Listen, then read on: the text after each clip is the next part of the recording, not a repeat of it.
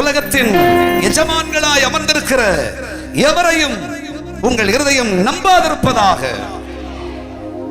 வாழ்க்கையில் ஒருவேளை குறைச்சல்கள் பலதும் வந்திருக்கலாம், வீழ்ச்சிகள் தாட்சிகள் பலதும் வந்திருக்கலாம். கர்த்தராகிய தேவன் சொல்லுகிறார், எஜமானனாகிய நான் உன்னை ஒரு நாளும் கைவிடுவதில்லை. உன்னை கரம் பிடித்து தூக்கி நிறுத்தி மீண்டும் உன்னை நற்போர் சேவகனாய், பலவீனனாகிய உன்னை பலப்படுத்தி உனக்கு சகாயம் பண்ண வல்லவராயிருக்கிறேன். இயேசு உயிரோடு இருக்கிறார்.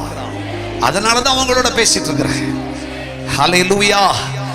நம்ம இருதயத்தை உடைச்சு, வாழ்க்கையை உடைச்சு அழிச்சு, நம்ம இல்லாமாக்கி, நம்ம குற்றுயிராக்கி போடுகிற பல உலகத்தின் சக்தி சத்துவங்கள்.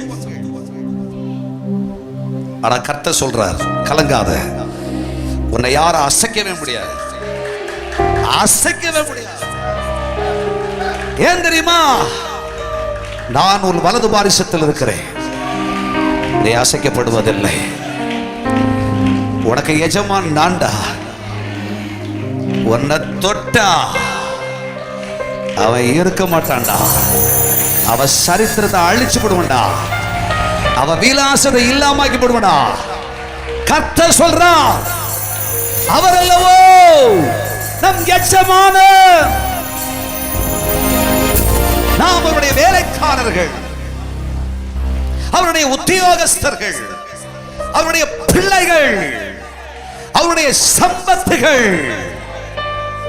நீ துவண்டு போவதையும், நீ பிராணனோடு போராடி கொண்டிருப்பதையும், வாழ்க்கையில் அங்கலாய்த்துக் கொண்டிருப்பதையும், என்ன நடக்குமோ என்று பதறி போயிருப்பதை குறித்து எஜமானர் அறிவார். உலகத்தில் ஓட்ட போட்டு சீட்டை போட்டு தூக்கி வச்சவரை எல்லாம் துப்பி தள்ளிரு. அல்லேலூயா சொல்லு. ஹல்லேலூயா. இயேசுவை மட்டும் பாரு. இயேசுன்ற எஜமான் உன்னை கைவிட மாட்டார்.